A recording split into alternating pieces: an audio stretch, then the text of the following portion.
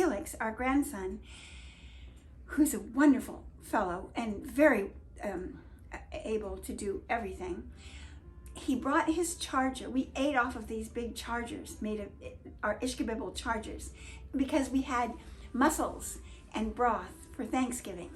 And so he brought his charger back over to the serving corner on the passenger, up in the gallery up there. And he somehow, it slipped off the edge as he was putting it there and broke. And he felt terrible about it. And so I thought, wouldn't it be fun to rivet it back together? Because it would be an opportunity to try something that we've never tried before.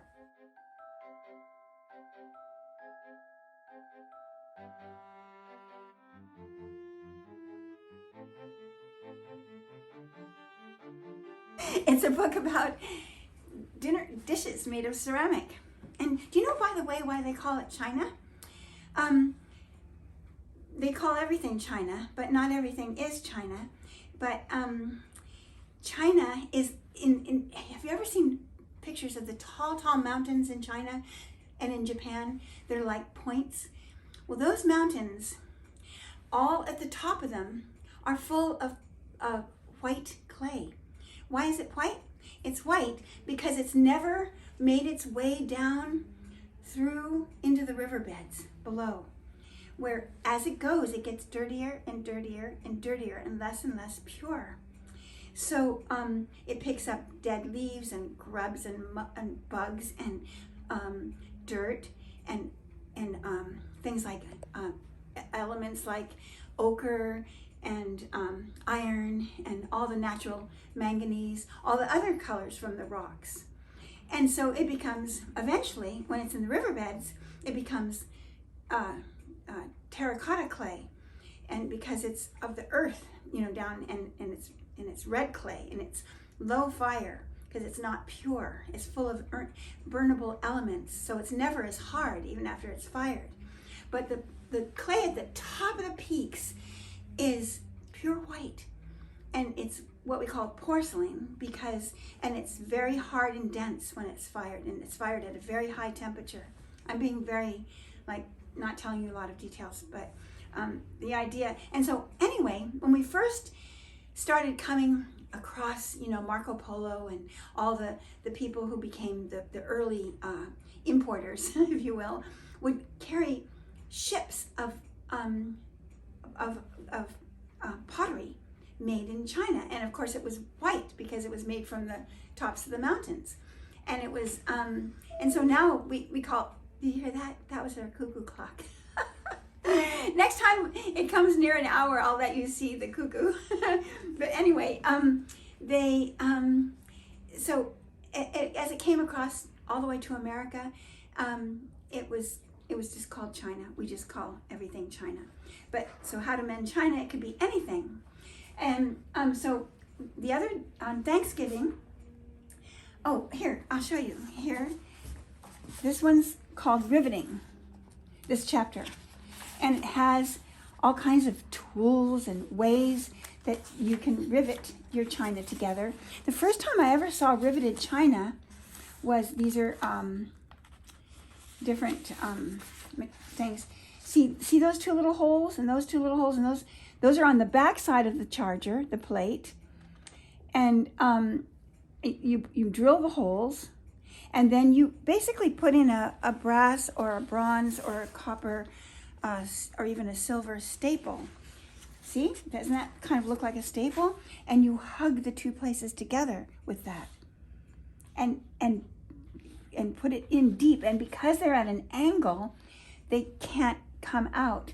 I haven't really studied it a lot. We're really just playing around right now, because we won't be actually doing that in this video. It'll be the next video, because we're doing something a little different. I'll explain it in a minute. Or in the middle is more appropriate as we go. See here, this is mended. This is together like a knob, doweled knob, doweled on. And look at those staples, and staples on a cup handle. You see all of that. And here's a staple. You can hardly see it, but it's next to that pagoda, and over here, and over here, and here. And it's so beautiful in itself. Look at that. It's just like making a new object. How it's all put together with a machine screw and a nut and it's probably like a, what do you call it? Like a, what's it called? A nut that doesn't come undone very well.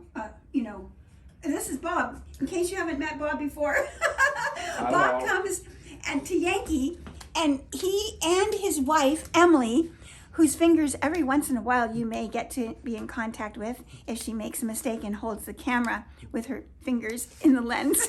This is generally what we have of the charger.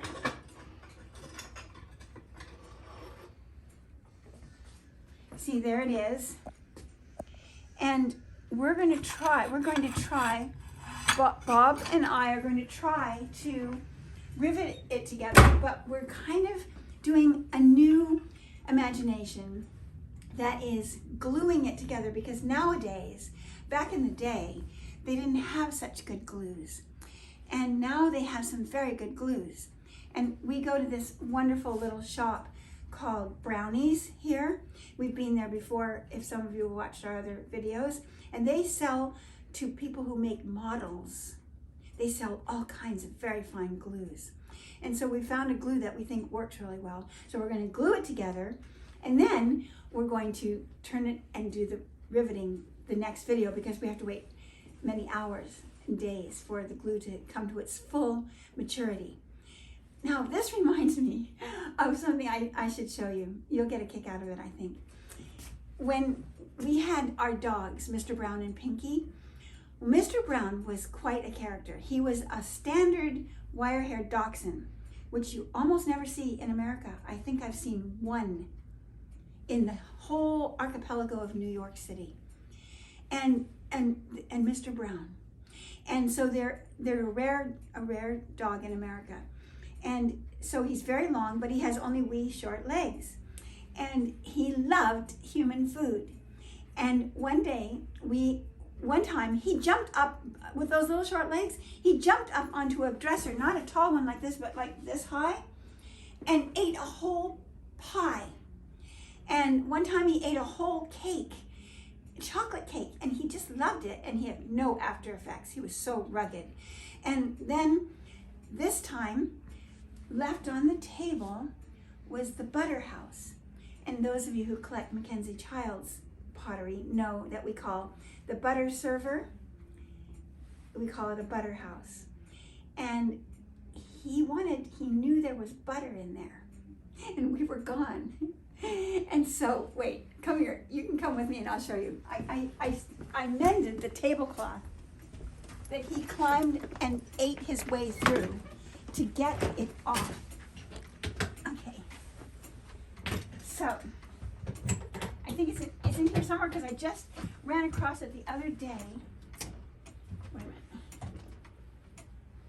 It was a summer day, so we had a summer tablecloth on the table. And I made a video for the Patreons of this.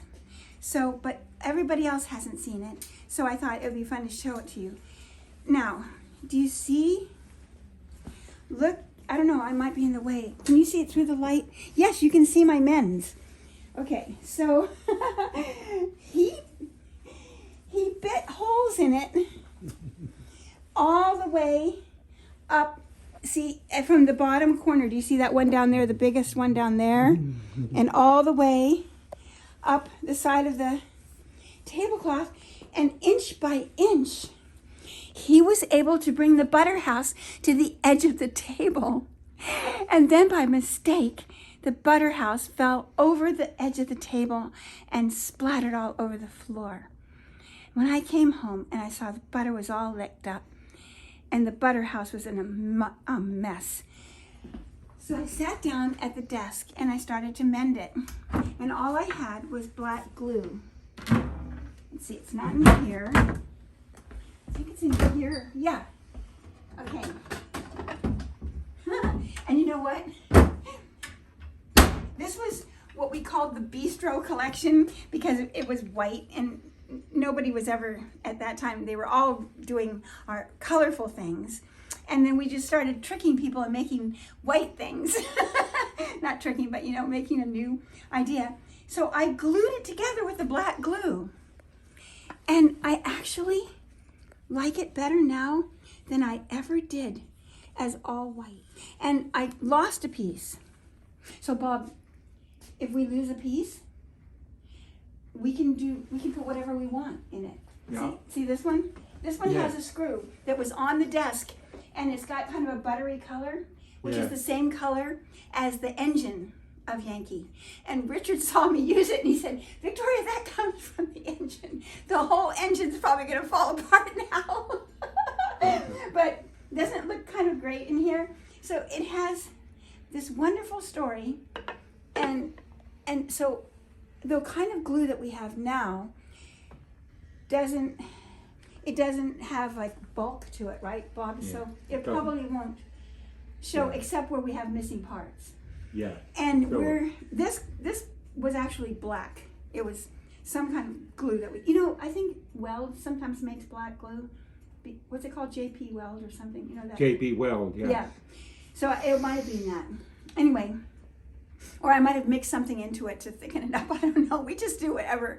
And so anyway, so this is the thing I did a long time ago. And so we decided we were just going to see what happens with this. We're going to glue it together today. And then where there are places, we'll fill it with some filler that we got from Brownies. And then we're going to, and I'm telling you their name as a subliminal advertisement, so that you hear that word Brownies in your thought the next time you need something. And if you live in Staten Island or anywhere on the Eastern Seaboard, you can come visit Staten Island and go to Brownies, which is this amazing place. I've shown it to you where they have all these airplanes flying up in the sky. It's just a beautiful little shop, and I think you'll get you'll find whatever you need there. If you need things to do with making the model or something. So okay, so we're going to clear the decks here. Put the oh, and you know what, Emily, who's holding the camera, she was asking me about this tablecloth, and I didn't know that she didn't. I don't know. I might have told you about it. I don't think so. Maybe I didn't ever tell you about this, but my great-grandmother was a famous concert pianist, and she was known all over Europe. She was Scottish, but she was known in Europe.